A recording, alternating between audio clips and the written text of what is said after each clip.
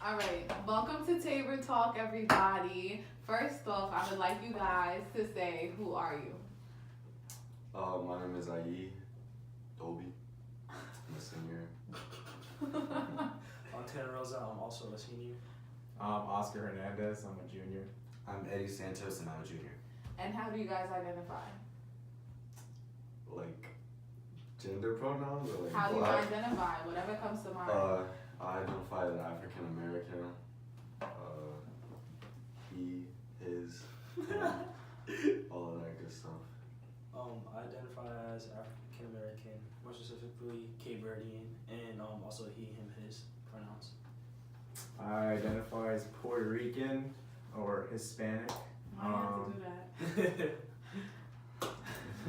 Yeah. I identify as Latino or Latin American. Yeah. Okay, so when you first stepped on campus, how did you guys feel? When I first stepped on campus, I didn't like start thinking about race at all. Like when I toured, I thought it was pretty diverse, and then when I first came here, I thought it was diverse. And it wasn't until like I started like interacting with people that I kind of felt like a little bit like alienated, because I don't know, like sitting like imagine like being in the D hall and like there's like a table full of like white kids, like I don't know, it's a little bit awkward to like just sit with them, especially when you don't really have any friends, because it's like the first day. So like, yeah, I felt a little bit alienated, but slowly I started to find my group.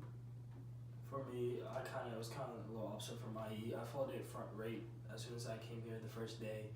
I think it's because my family, my aunt specifically was telling me like how like kind of like they didn't really trust white people that much, just because like I guess they were hurt by like white people when they were younger.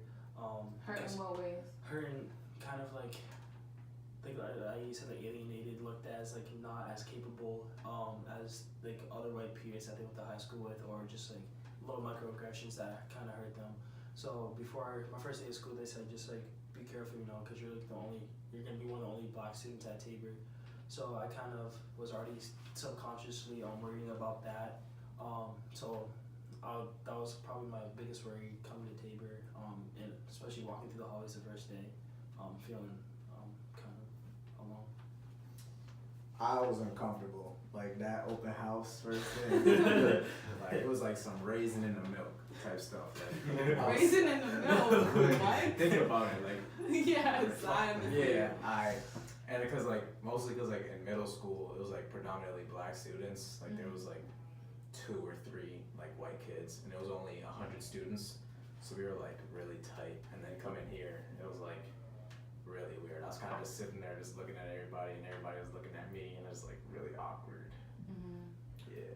Yeah. So freshman year, it was Oscar, Lewis, and I in the same dorm. So now it's kind of beneficial to me getting more adapted here, because right away I talked to Oscar before I got to Tabor because of Miss J, but I kind of made my group right away, and I felt way comfortable because I had them, and I didn't really like integrate with the other kids and who happened to be white, or the other kids of color. I just stick to the people I knew right away, like Oscar and Lewis, and that's where we went off from there. And I don't know, I feel like I made the right choice, because our friendship's still strong to this day. So yeah. Well, Eddie started answering my next question a little bit, but like for you guys, who did you first gravitate to when you stepped onto campus after feeling like alone and alienated? Well, to be honest, like there's not that many like students of color in our class. Well, there is now, so a little bit more. But like freshman year, like the only person of color I really hung out was Tanner. And then, I mean, like the only other people were like other like freshmen who were white. So like, if I could have more like friends who were students of color, then I would have, but I didn't have that option. So was it hard finding your true friends? Did you find like a hard time connecting to them or being vulnerable with them, opening up to them about how you felt here? Me and Eddie been chilling. Yeah. Yeah, Eddie and Lewis. We just had like a tight circle. So for you guys specifically, do you feel like you've limited yourself to some extent by only keeping to your friend group that you've had? I feel like to like some certain stuff, I only tell them. But like with other kids here, I'm kind of just like, yo, what's up? Like we're still cool, we're still friends. But like, there's only certain things that I'd say around Lewis and Eddie that I wouldn't say around any other like person. You know, oh sorry. I was saying it was kind of hard finding my friend group just because I felt like whatever decision I made, I felt like people here. Well, this is my like mindset when I was younger. Would kind of like not make fun of me, but like kind of like mock me, like because I was either hanging out with like either black kids or like white kids. Like it felt like I had to choose. So like when I started to hang out with more people of color, I know like I'm not gonna name this person, but a student kind of was like, oh like he doesn't hang out like with like the white like us anymore. Like he hangs out with the black people. And also we're not all black, but like that's like how they see us. So I've always been someone who like just likes to talk, and like boarding school has like pushed me to the point where I might as well talk to these people because I'm gonna be seeing them every single day. So that's basically, I've always had the mentality to always talk to people in like classes, and from that I think I've made other friendships that not only Lewis and Oscar, but like I've made a bunch of other friends that I trust a lot. But it wasn't that hard for me. I don't know. I've always been open and like communicative, and I've never really felt like that awkwardness for some reason. I till I came to Tabor, I've never really had the same interactions of like with people who don't look like me, like white people. It's always been people of color, like Oscar said, the Bronx is the majority, was Hispanic, African American, or so on. But I don't know what was different for me. Like I came here, it was quick, but I still had them to like follow on if it didn't work out with anybody else. But I always appreciated it. You talked about how you felt like you had to choose between a black friend group or a white friend group. Was that always all in your head, or did the black friend group at any time say like, oh, like why are you hanging out with the white people, or like did the white people always say like, oh, why aren't you hanging out with us anymore? Yeah, that's a good question. I feel like it was. I know when I was hanging out with students of color that they never kind of like made fun of me for having white friends, which was weird because when I like hung out with some like my white friends even or like white students of color, yeah. but not like I know that they didn't mean it like to be like abrasive, but the way they like said it kind of like it hurts a little bit. But that wasn't their intention, but it just does. But I feel like it was mostly like non-students of color that would say that to me. Were there any standards you felt you had to hold yourself to when you came onto campus? Or was there anything people told you was expected of you? Well, the dress code here, like, I never really had any clothing like that. I always go to church, so I always have like proper clothing, but that's usually church clothes. But then when they started saying I need like Sperry's and like dress down and a tie, I'm like, okay, what am I gonna wear? And since I saw most of these people wearing like Vineyard Vines or like clothing like that, or preppy clothing as some would call it, I kind of like fell into it and I started buying clothes like that. But then I noticed that isn't me, and like I just rather not buy clothes like that, and it's just I don't know why I started doing things like that, like buying into it. So I just like wear whatever I want now, or like up to the dressing station. For me, it was just like khakis. I got here and I was wearing like black pants and a like black blazer, and I was looking at everybody, and like every single person was wearing khakis. I was like, yo, am I wearing the wrong pants or something like that? Like back in my old school, like we had a dress code, we had to wear a tie and all that stuff. So I'd wear like gray pants, black pants. Like now, if you see me now, it's just like straight khakis. Yeah, that's about it. Oh, and I bought like my first pair of Sperry's this year. That was weird. Yeah. I'm dead. Okay. Were there any types of people you felt like you had to associate with, or flip side could not associate with? I always see it in the news, but I've always seen people who are very conservative, or that have different points of view, and I've always been open to a bunch of different types of perspectives or ideologies. But when I came to this school, I've actually come face to face with it, where people have certain point of views, and it just happened to be those point of views that you just think are a little too out there, a little too the word conservative, and Or personal. yeah, It hits home. personal or like, and I just like never. I always see it on TV, and like my mom always talks about it. We're talking when I'm home. I just see it on TV, but when I come here, I feel like I see it firsthand. And I'm not saying I don't like those people, but sometimes I feel uncomfortable because their motives or like the words they say have like double meaning under it, and it's just like I don't know. It just makes me feel Whatever views that they're expressing Yeah. shows you how they really Yeah. feel about you personally. because like you can just tell that they're very passionate about it, like they mean it, like they're not just like saying it just because they want to say it. It's because they actually like feel a certain way. And I've never like I thought we're still in high school, but some of these people act like straight up adults or like people like in some sort of position where like they can talk down to others, and it's just crazy. It's just I don't see what people I don't see myself hanging out with those people because those people have no regards for what other people feel. But- or the experiences Mhm. that other people have Yeah. had. Got it. So I didn't learn a lesson like who not to hang out with, because like freshman year is like kind of like everybody hung out with everybody for a while. So yeah, like one group that I wish I like just knew like to kind of stay away from personally was like the people who like have those views that kind of like kind of target you. So like since everybody was together, like I used to be hanging out with them, and then they would like say something that like say one of their opinions or like political like ideas, and it was like it's coming like straight at me, but like they say it so subtly that like you can't even say anything about it. Like you can't think about You it. can't Right? get, yeah. And then if you get angry, then you're just that kid. So, Yeah. I mean, I know where I came from in New York. I went to a prep program that prepped me to come to this school, and the ideology that was given to me was that when you encounter those types of people, you shouldn't seek them out, but you will encounter them at your prospective school. And like when you do, you should teach them, because they've never met a black person before. They've never met an immigrant. They've never met this, that, and the third. So you should be that representation. You should teach them that whatever ideology they have gotten from their parents is wrong. Did you guys ever feel like you had the same, I need to teach people, I need to be the first, I need to set the example for people? Like now, like having a way to like voice my opinions and like having been to like SDLC and all of that, like I feel like I can articulate my ideas, but like as a freshman who went from like pretty much all black school to pretty much all white school. Yeah, I didn't really have like the tools to defend myself or like, and I felt outnumbered, so that kept me from voicing my opinions.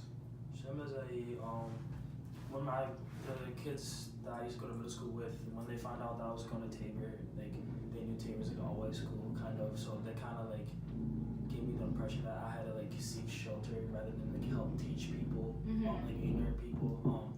So when I got here, I kind of like hid from those people, or tried to like get away as best as I could as a day student. But yeah, I forgot what I was gonna think. That was it. Yeah, I've always been someone to like defend myself, like just like I don't know, just when I have to, I do it, and like I not only defend like myself, so meaning like I'm being personally attacked, but defend like others when like they're not there, because like no one likes it when someone talks behind your back because you're not there to like defend yourself. So you always have to like I've had instances like that just in general. I never really said anything. I was kind of just like, like it's all cool, like whatever. I don't really care, cause like being in an all boys school, like for middle school, like we were just like cooking each other every day, like People always saying something out of pocket. exactly, saying whatever the hell we wanted to say at that moment. So when I got here, like that would happen, I'm just like, oh, like They're just talking, yeah, he's just saying whatever he want to say. Yeah. And then like after SDLC and doing like all this other like club stuff and like actually started talking about it, I'm like, whoa, hold up now, like Can't go around saying yeah, that. hold up now. Yeah. Okay, did you guys ever feel like you had to compromise who you were and who you presented yourself to be in order to fit in? Yeah. In what way? Well, I'll say like mainly the way I talk, cause Yes, I felt that. it's not even like I was like talking like crazy. Like there's just like little terms and like stuff that you like to say, and then like lingo, yeah. Yeah. And I always said it around the wrong people, and they'd be like speak English. Yeah. Like that. Or like accuse you of being stupid.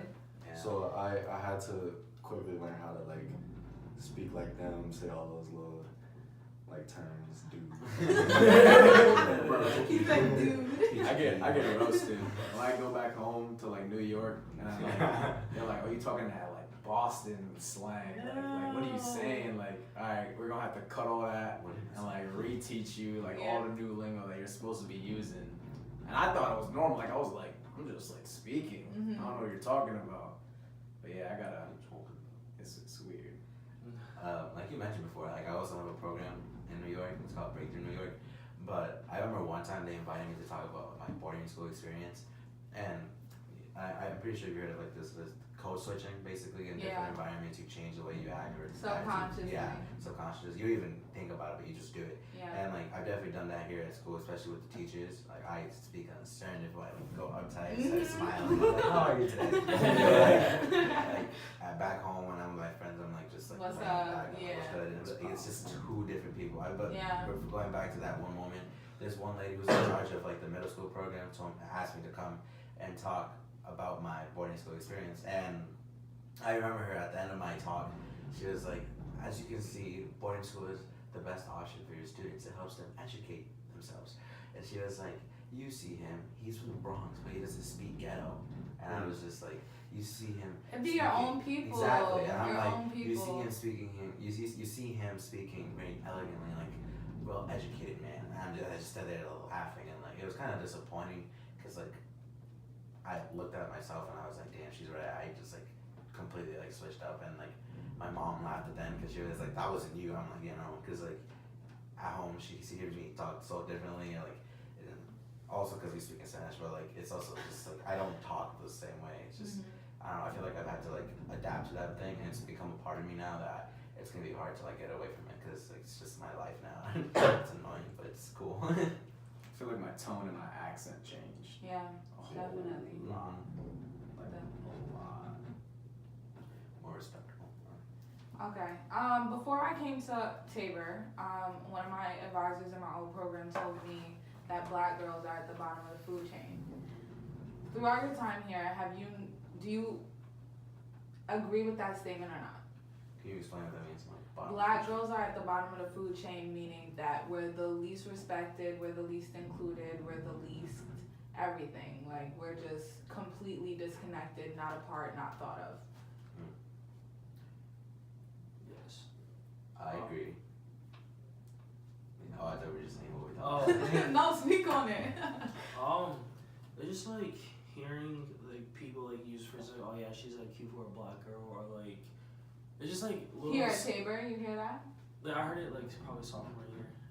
I think I heard someone talk. I'm not gonna say the same thing. Someone talk about like an upperclassman, saying like, oh like yeah, she's cute for a black girl, or I feel like bad because like it's different for black guys and black girls. Like, they have the pressure of being a woman and also the pressure of being this person of color. Then pressure from like the males in society like look at them like wanting to change them. And I just feel like they're overlooked, kind of. Especially overlooked in what ways? Like, there's like a lot of like beautiful like women of color, but like guys just like no, like they're not like pretty, or like they're not like up to like their standards, or they feel like they have to change like their hair. They feel like they have to change like the way like they like the way they carry themselves, kind of. I remember Trinity was giving a speech also, like how she said like her like hair was damaged from like straightening it so much, and she was scared to wear her like natural curls out. It's just like things like that kind of like attack women every day. Well, women of color at our school. Yeah, I agree. Like in terms of how like white boys talk about black girls is kind of like like what you said, like she's cute for a black girl, stuff like that. I've heard that type of stuff, and I guess it's because of like they didn't like grow up with black girls. I have a question. White girls didn't grow up with black boys, but they found a way to love them. What do we think about that? Can we stick with the first one first?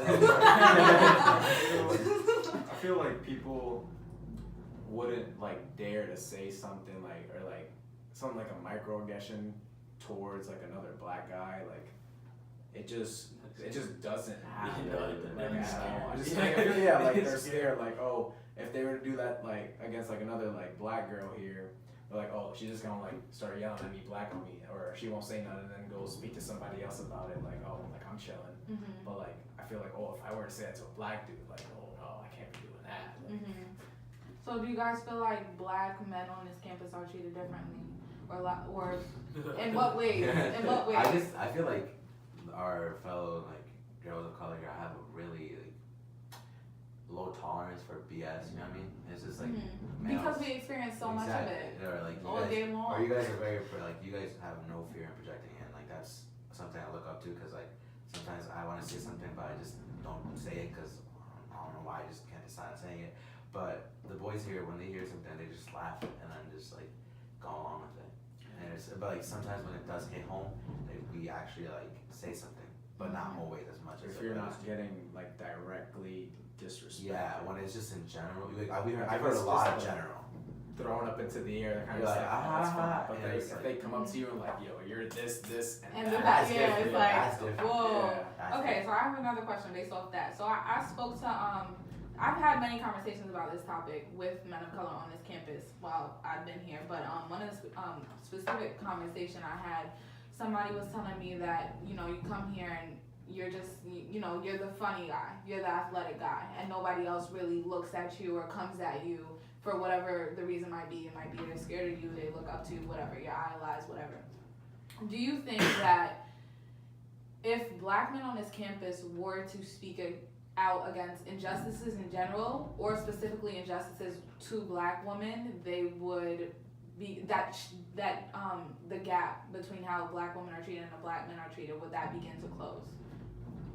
Depends who it is. Yeah, depends. Because like I'm not trying to come at you guys, but like, we don't like play like varsity. Well, he plays varsity football, but like. What varsity do they play? But like, We don't play no I varsity. know. We're like that rare like exception that we don't have. I feel like we don't have like that Just much. chill. Like, Just people, chill. I don't feel like white girls are trying to come after us, but like it's just like that fast. Not even come after you. Would you feel like there would be more attention on you on a day-to-day basis if you were to speak out? If you were to be open, if you were to, you I feel think people so? would talk about me behind my back. Yeah. They wouldn't Yeah. say anything like, oh, like they'll just be saying, like, see me walk by, they're like, oh, like, yo, there's Oscar, like, He just you hear what he be saying? Like, you hear what he's talking about? Do you That's guys crazy. do you guys think about that subconsciously when you're deciding whether or not you should speak up against something? Yeah, I think everybody does, unless you like just don't give a. That's me. Yeah. I was like, who wants the smoke? But yeah, if you like, I don't know, it just obviously people are gonna talk about you if you say something, because nobody likes to be corrected. Yeah. That's a fact, right? So, but it's worth it. Like, it's just up to whoever corrects them. Like, you have to realize that there's consequences that you're gonna be talked about, but it's worth it. I feel like there's power behind the stereotype of just like stereotypes. Like for example, like not good power, like bad power. Like say like you're like a black student like at Tabor who plays like varsity basketball. Like you already fit the image that like the white people like put for you. So like they don't feel uncomfortable. Or, like they look up to you. So they're not gonna like. I feel like if they said something like corrected somebody for like a microaggression or something like that, I feel they're not gonna get as like looked as like attacked as like. Or like take it as a joke. Yeah, yeah, that's true. They might take, yeah. Kind of like, oh, he said this and just like, whatever. Yeah. Okay. Do you guys think that men of color on this campus are fetishized? By some people, yeah. Yeah, okay. I had a lot of instances of that. It's kind of made me uncomfortable sometimes. Yeah. And I just have to play into it. I'm like, a word, okay. I'm just like, He said, I'm like, all right, bye.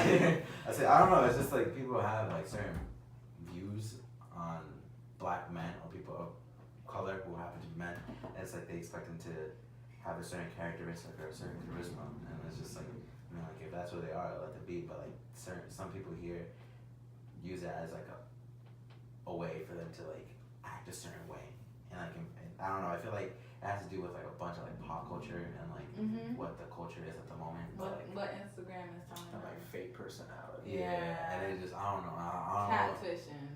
Catfishing. That's what Yeah, catfishing be a personality. Yeah, but I don't know. It's just some of these people are just speaking crazy sometimes. It's just like they go off. I have no like choice but just to listen to it. And I'm like, aha, all right, cool. Right, you do you. Go do what you want. And I don't know. I have no power over it. I'm like, you like, just do what you want and see what you learn from it. And like, tell me what happens to you. And I'm just like, you do exactly. You do you. Let's see how. Tell me how it went at the end, and I'll be here just to talk it over with you. Like, you do what you want to do. At the end of the day, you really can't do much. Like they're what they want to do. It's like you can't make them change. So it's like, All right. If y'all could change one thing about your experience or the dynamics at Tabor, what would it be?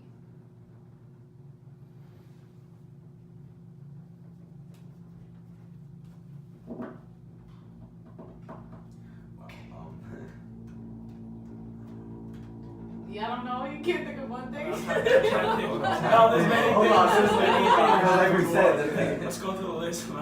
Each of you pick one.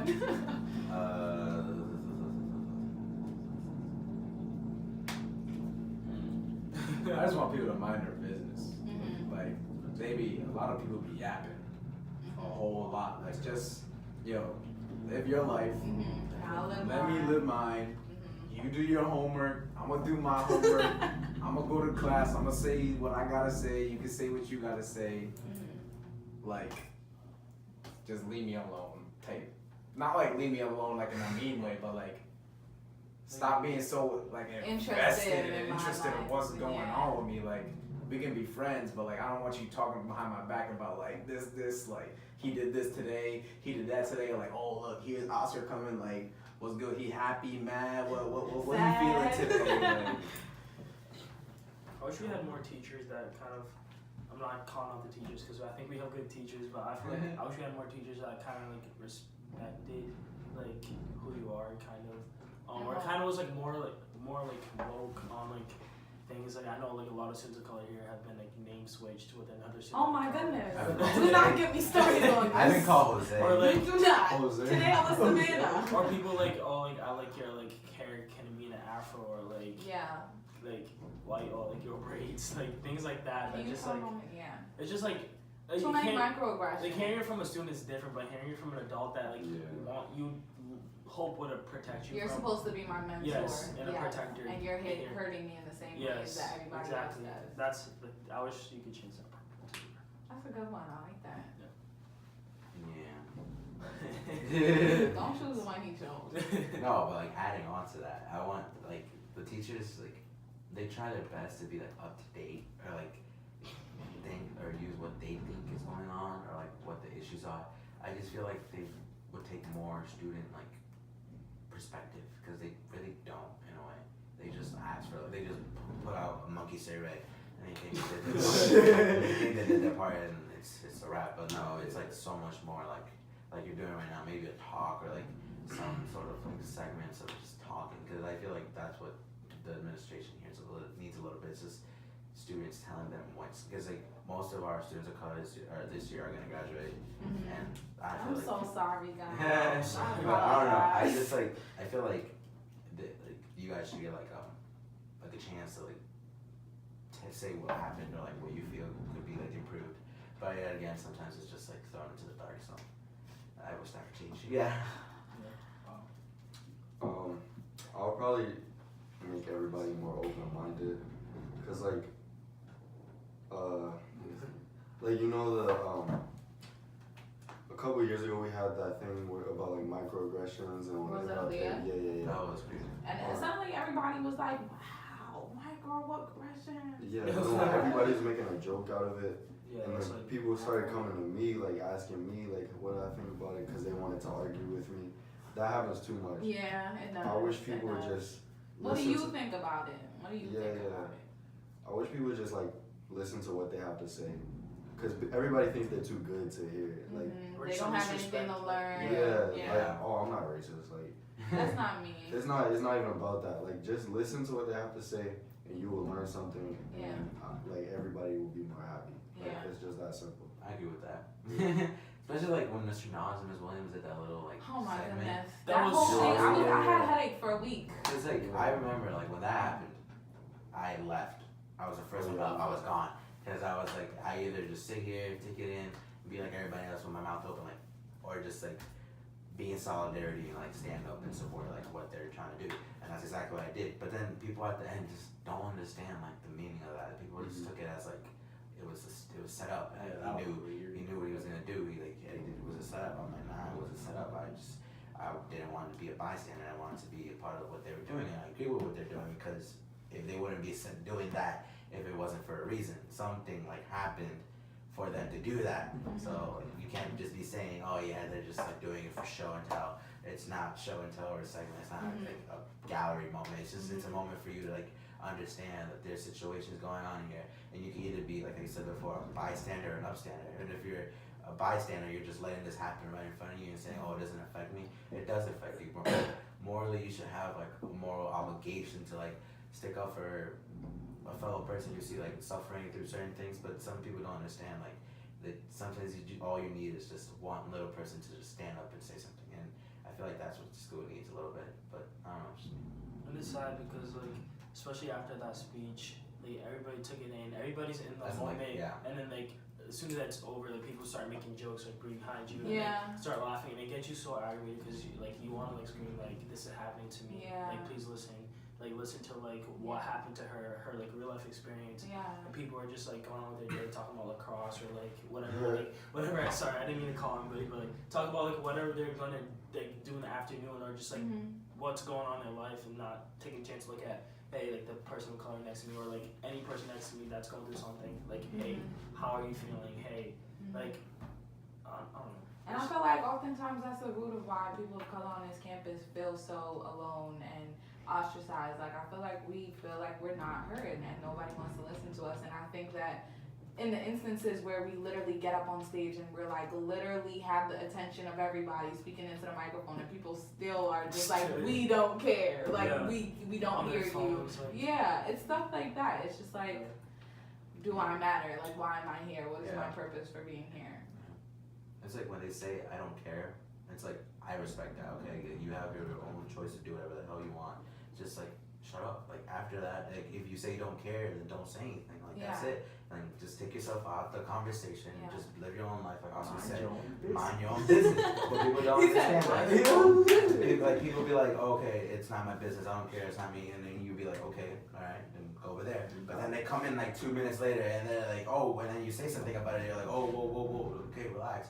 And it's just like I don't understand. 2 minutes ago, you're you like, didn't care, but now you got everything. You got 3 cents to put in. Like we don't want your 3 cents. You don't care. Like most of the students here, if you don't care, then please remove yourself from the conversation. But people always have something to say. Like Oscar said, like no one needs that. Like let the people who need to do what they need to do what they need to do. But no, you always have to say those little words, or you always have to say you think it's like, necessary to say that one phrase you have to say. But I just don't understand why people are like that here. But it's fine. I mind my own business. Soon be out. All right, guys. Thank you so much for coming on to my talk show. Recording. Throw up a little peace sign with love. You know, vibes. Okay.